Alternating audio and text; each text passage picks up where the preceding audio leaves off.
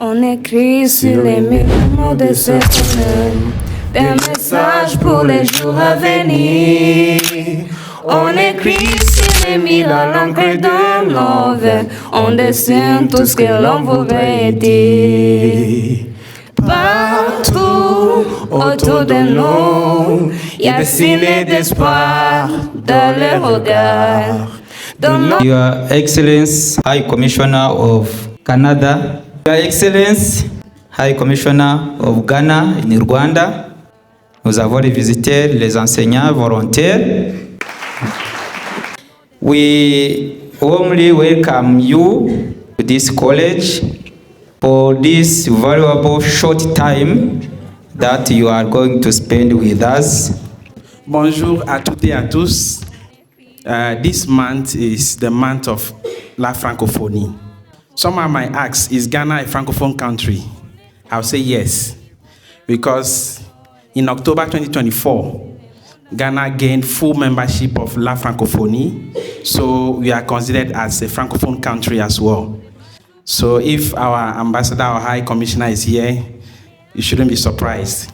My name is Audrey Zuno Masodong. I'm the First Secretary, Political and Economic Affairs Officer at the Ghana High Commission. Okay. And as you all know, my name is Ernest Ampofol. I'm the Ghana High Commissioner to Rwanda. Miriwe. I'm the Canadian High Commissioner. My name is Julie Crowley. And this is really exceeding expectations. We were not expecting such a large hall filled with enthusiastic students, all eager to learn about French, n'est-ce pas? Vous voulez parler français?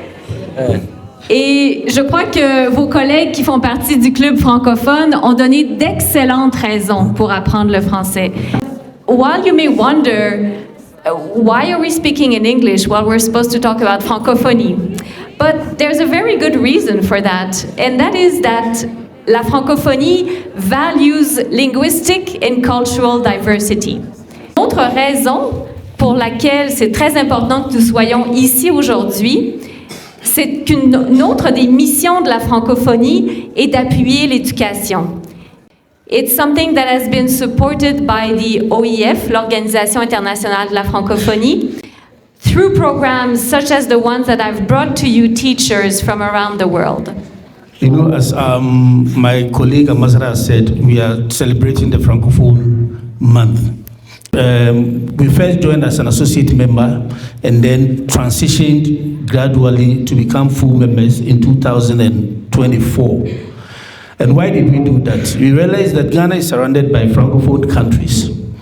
And because of our lack of knowledge of the French language, it was very difficult to communicate between us and our neighbors. Then also, in terms of solidarity in the field of diplomacy, definitely when you share ideas or when you understand each other, it's much easier for you to lobby your friends, to come along with you to pursue a particular agenda. Mama ti mama dare,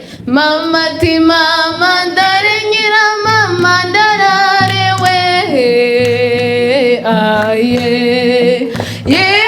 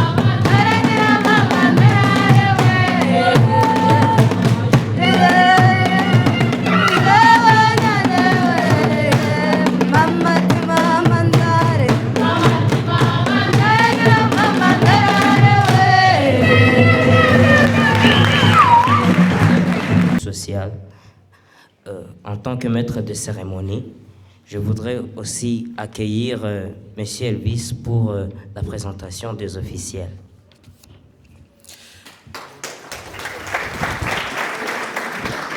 Merci beaucoup. Bonjour à toutes et à tous. My name is Elvis Kosi-Fiati. As you know, I'm from Ghana and volunteer for OEF. This month is the month of La Francophonie. And Ghana, someone might ask, is Ghana a Francophone country? I'll say yes. Because in October 2024, Ghana gained full membership of La Francophonie, so we are considered as a Francophone country as well. So if our ambassador or high commissioner is here, you shouldn't be surprised.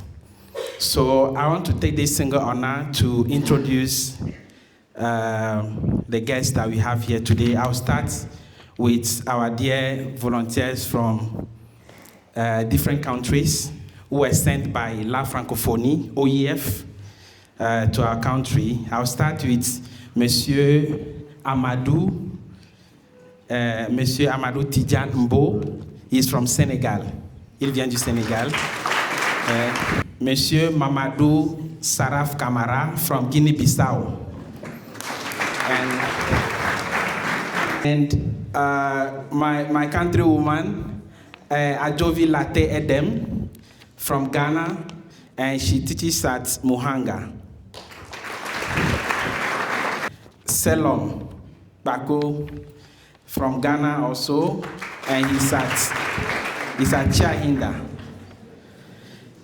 And I have my dear friend teachers that I work with. There are 4. I think 2 of them are here. Monsieur Jean Delacroix and Madame Jeanne. You can see them. Okay. Monsieur Edouard is also there. Okay. And now, when we come to the high table. My name is Audrey Zuno Masodong. I'm the First Secretary, Political and Economic Affairs Officer at the Ghana High Commission. Okay.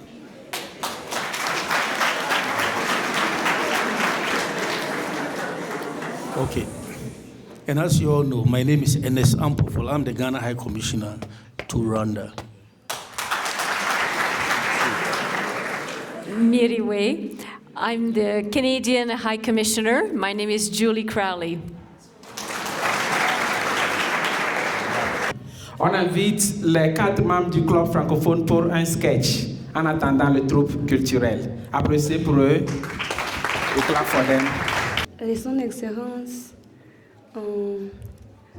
les enseignants et les enseignantes de TTC de Save, chers camarades, bonjour. Nous représentons les clubs de francophonie ici au TTC de Save et nous avons le théâtre pour vous. Bonjour les amis. Bonjour Aline. Franchement, j'en ai marre du français. Pourquoi Eric? Au Rwanda, on parle déjà le Kinyarwanda et l'anglais. Est-ce que le français est vraiment nécessaire aujourd'hui au Rwanda? Bonne question, Eric. Mais regarde le Rwanda aujourd'hui. Oui, le Rwanda travaille avec beaucoup de pays francophones. Par exemple, le Congo, le Burundi, la France, le Canada. D'accord, mais pour nous les élèves? Le français est vraiment nécessaire pour les études. Il y a des bourses pour étudier en France ou au Canada. Et pour le travail aussi, la diplomatie, ONG, commerce. À Kigali, beaucoup de touristes parlent français. Oh, c'est vrai, je vois ça souvent. Apprendre français, c'est découvrir une nouvelle culture. La musique, les films, le livre francophone. Et aussi, parler avec plus de 400 millions de personnes dans le monde. 400 millions?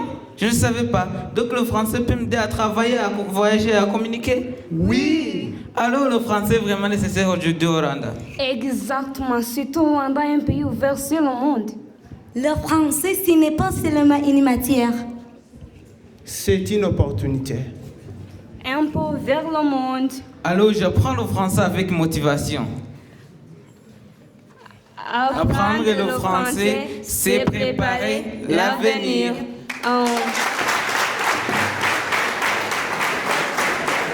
nous allons continuer sur notre programme. Et maintenant, nous voulions accueillir la haute commissaire du Canada pour qu'elle nous donne un discours. Vous êtes la bienvenue, s'il vous plaît. Wow, what a welcome. This is amazing. So happy to be here. And first of all, I guess, again, Miriwe. So,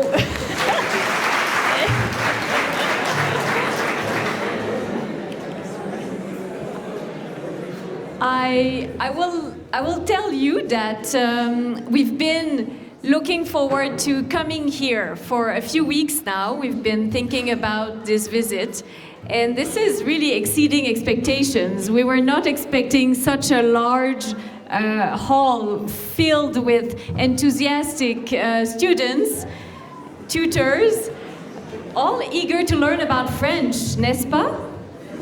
Vous voulez parler français? Et je crois que vos collègues qui font partie du club francophone ont donné d'excellentes raisons pour apprendre le français. You should really have a chat with them, maybe in English to start, but they will easily convince you to learn French. And while you may wonder, why are we speaking in English while we're supposed to talk about Francophonie? But there's a very good reason for that, and that is that La Francophonie values linguistic and cultural diversity. We really place a lot of value in emphasizing and supporting all the cultures that there are out there, mainly because as a Francophone, I'm also needing to cherish my language and make sure that it's valued by others. So we're mutually supporting each other in that. Une autre raison pour laquelle c'est très important que nous soyons ici aujourd'hui, c'est qu'une autre des missions de la francophonie est d'appuyer l'éducation. Education is one of the other core mandate of Francophonie. It's something that has been supported by the OIF, l'Organisation Internationale de la Francophonie, through programs such as the ones that I've brought to you, teachers from around the world. But also, it's something that's very important because education is the foundation for development. And that comes to another mandate of the Francophonie, is to support economic cooperation and economic development. So all of that is very closely related. And then there's a fourth mandate, one that maybe you're not too familiar with. Does somebody know in the audience what it could be? The fourth kind of objective or pillar. You can raise your hand. Don't be shy. There's no wrong answer, to be honest. So that fourth pillar is around peace, democracy, and human rights. So I think, once again, these are pretty universal values that brings us together. Alors, moi, je suis la haute commissaire du Canada et comme vous l'avez maintenant compris, je suis bilingue. Je parle français et anglais. Est-ce que vous savez pourquoi est-ce qu'au Canada, nous avons deux langues officielles? Do you know why there's two official languages in Canada, French and English in our case? Do you know? Okay, again, you can raise your hand. If not, I'll give away the answer, of course. En fait, c'est lié à notre histoire. C'est une histoire qui a été grandement influencée par la Grande-Bretagne à l'époque et la France. Donc, nous avons au Canada ces deux langues qui sont en partage parce qu'elles sont parlées par une grande majorité de Canadiens. So those two languages are shared amongst Canadians as languages that we use to communicate with one another. It doesn't mean that all Canadians speak both languages. In fact, in Canada, there are about 22% of the population that speaks French. But we are open to learning the other official languages so that we ultimately get to create a nation that is in sync. Another element that's important in Canada, we are a very large country. It spans over 3 oceans, thousands of kilometers, but at the same time, through French and English, we have a shared culture, and we tend to live side by side. A lot of the French-speaking population is located in Quebec. This is where I'm from. I'm from Quebec City, actually. And at the same time, there are French communities outside of Quebec, outside of the province, and they have access to education in French. They can be served by the provincial and the federal government in French, if they choose to do so. And they can have a community life in French. So it's really something that we have come to cherish. So we have laws that protect their rights to live in French. Ce sont des communautés qui sont extrêmement dynamiques. Elles ont accès à l'éducation, elles ont accès aux services publics en français, et elles ont une culture qui leur est propre et que nous partageons ultimement tous ensemble. Alors, je ne veux pas prendre trop de temps. I don't want to be too long, but I do know that we have some time for discussion, so we'll take questions. So think about what else would you like to know about Francophonie. But one thing that is for certain is that we are a close-knit family amongst Francophonie. So we get together in Kigali, but we get together around the world, and we have summits for those events. And there was also a very important ministerial conference that took place not too long ago in Kigali, in November actually. And that was a moment to celebrate Francophonie, like we're doing this month. So once again, a pleasure to be here, and I look forward to having your questions. Hopefully there's some tough ones. You can really grill me on that. Merci beaucoup.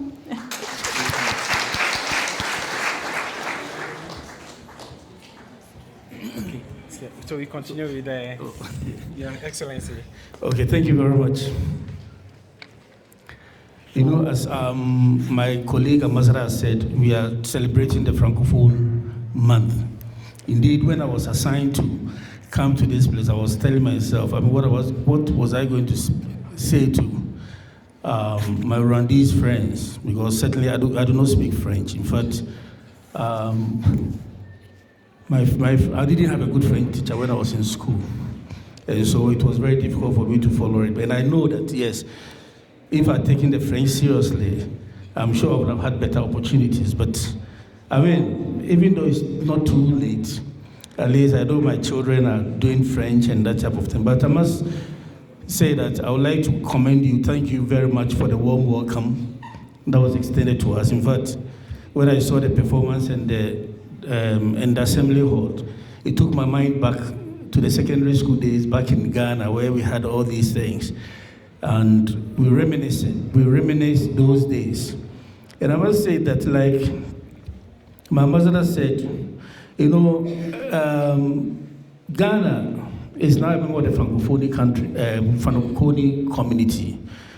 In fact, the whole process to join the community started in 2006. And why?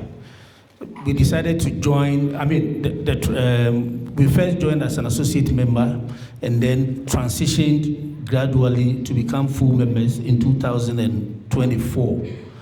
And why did we do that? We realized that Ghana is surrounded by Francophone countries.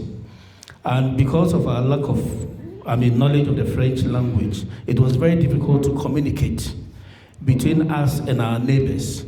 I remember some time ago, I visited Togo, and even buying things from out there was a difficulty. Why? Because I couldn't speak the language. But you and I, everybody here knows that language is the easiest means of integration in every society. Once you come to a country and learn the language, you are able to integrate seamlessly. And so Ghana took the decision to join the Francophonie, become a full member in 2024. Now, just to enable us to trade and to interact with our neighbors. Aside that also, we realized that economically, if you spoke English and French, it opens opportunities for you, not only in Ghana, but even in the neighboring countries. And then also, in terms of solidarity in the field of diplomacy, definitely when you you share ideas or when you understand each other, it's much easier for you to lobby your friends, to come along with you to pursue a particular agenda. And so for us, learning the language, adopting French as a second language now, it's now been adopted as a second language.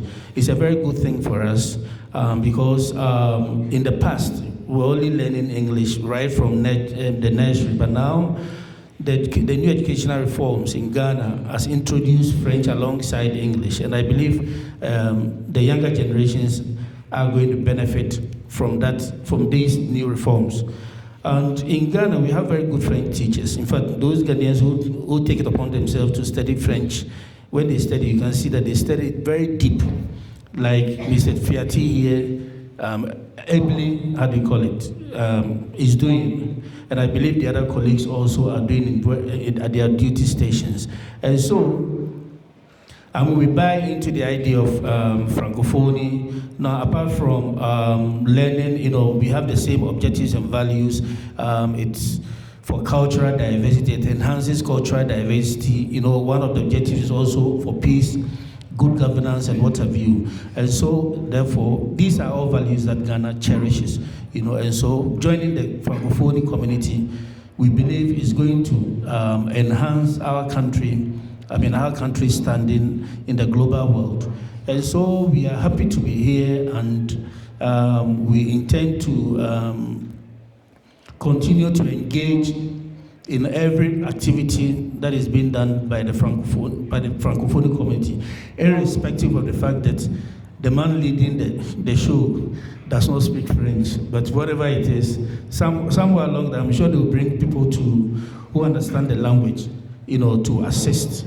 And so without much ado, I would like to thank you again for the warm welcome. We really appreciate the extent to which you went to put up this for us. And we know it came at the last minute, but then you guys have been able to put up a wonderful show, and we hope that this is not going to be the last time we're going to visit. Once we have some Ghanaians here, definitely we'll be in touch, and thank you for the warm welcome. Maintenant, sur le programme, nous avons le temps d'échange pour les gens qui ont des questions. I would like to ask the question from the High Commission of Canada. And as we know, we've got to build the relationship between Canada and Rwanda. Is there any, as we are in education, is there accessibility of assessing the scholarships from Canada? Thank you so much for the question. Very relevant. And the answer is yes. There are some scholarships that are available to Rwandan students. It's mainly at the university level that you can get a scholarship. And for students that wish to study in French, there's also les bourses de la Francophonie. Donc, il s'agit de s'inscrire. À chaque année, il y a un certain nombre de places qui sont disponibles et vous pouvez poser vos candidatures. So there's a few opportunities for scholarships. I can share maybe with Elvis here what are the main scholarships, and then he can share it with all of you in terms of the websites that will provide all the information on those scholarships. So there are some opportunities. On applaudit pour ça. Merci. Je m'appelle Honorine. J'ai choisi d'utiliser le français parce que je suis membre francophone. Ma question c'est ceci. Est-ce que laquelle chose amusante avez-vous vue ici au Rwanda? Une chose amusante qu'elle a vue au Rwanda.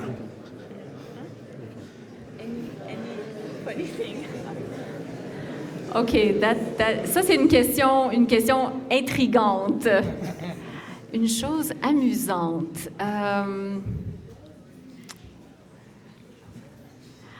En fait, moi je suis toujours extrêmement impressionnée. C'est peut-être pas amusant à proprement parler, mais je suis impressionnée par les cyclistes qui transportent des charges extrêmement importantes sur leur vélo. que ce soit des bananes, que ce soit des pommes de terre.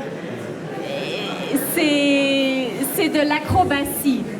It's really been an athlete on wheels to be able to do that.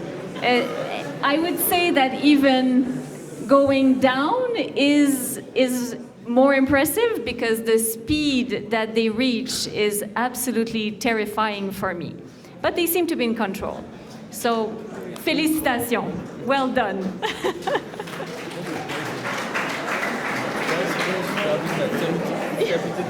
Bonjour à tous et à toutes. Comme vous avez voyagé dans notre pays, Rwanda, c'est vrai qu'il y a la différence entre les environnements rwandais et les environnements dans vos pays. Si possible, vous allez nous le dire en comparant. C'est une belle question. Elle veut effectivement savoir s'il y a une différence entre les deux environnements du Rwanda et de nos pays, and if there are opportunities for Rwandans to work or study in Canada or Ghana. Yeah. And what was the first one?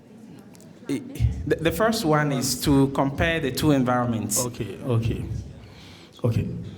I think I'll just take the first two before I hand it over to my colleague. Now, when you look at the climate here, I would say that, I don't know, but it's peculiar to East Africa. There's conscious effort to maintain the green. You know, you guys are very good at maintaining the environment. I mean, you've done so well. I must commend you. Whereas in my part of Ghana, or in West Africa, for example, I noticed that here there's this conscious effort to plant trees and that type of thing. If you want to build even a house, you don't just get up and then, pull down all the trees. The same cannot be said in my country. You know, you want to put up a small building and you just pull down, almost everything. And when they finish, they don't even replant. And so on that score, I would say that yes, Rwanda is doing much better as far as the environment is concerned. We can also do better. We can do better, but it takes the will, the political will, to implement some of these things. You know, talking about opportunities in Ghana for Rwandan students. Yes, Ghana, we operate a very open society. Anybody at all, so long as you meet the entry qualifications, you can always apply to any university. Fortunately, between Ghana and Rwanda, we don't have any visa regime. It's visa free. So long as you have your money and you can buy a plane ticket, you can always go to Ghana without any impediments. So that is what I can say. The universities and colleges are open. They receive and they accept foreign students once you meet their entry qualifications. Thank you.